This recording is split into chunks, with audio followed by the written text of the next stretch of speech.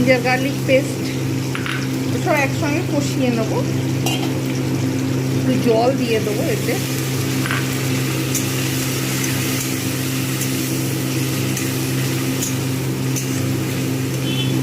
এবারে এর মধ্যে দিয়ে দেবো লঙ্কা গুঁড়ো, হলুদ গুঁড়ো, পরিমাণ মতো দেবো লবণ। ভালো করে এগুলো কিন্তু সব কষাতে থাকবো। যেই তেল ছাড়তে শুরু করবে তখন আমি এর মধ্যে দিয়ে দেবো। আর যে মশলাটা তৈরি করে রেখেছি ওটা লাস্ট মোমেন্টে দেব। কাঁচা লঙ্কা চেরা এর মধ্যে দিয়ে দেবো।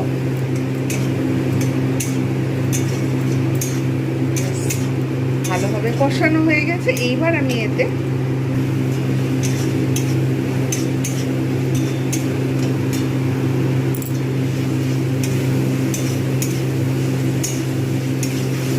যেহেতু আমি হোমমেড ঘুগনির মশলাটা তৈরি করে রেখেছি, সেহেতু আমি এখানে অন্য কোনো মশলা এর সঙ্গে আর এক্সট্রা অ্যাড করব না। ওই মশলাটাতেই পুরো কাজ হয়ে যাবে। ব্যাস, এইবার আমি এতে দিয়ে দেবো যে ঘুগনিটা। ভালো করে এবার এটাকে নাড়িয়ে নেব। যেহেতু একদম পুরো পারফেক্ট হয়ে গেছে বয়েল করা, বেশি আর ফোটাতে হবে না। তো জাস্ট আমি ভালোভাবে নেড়ে নেব।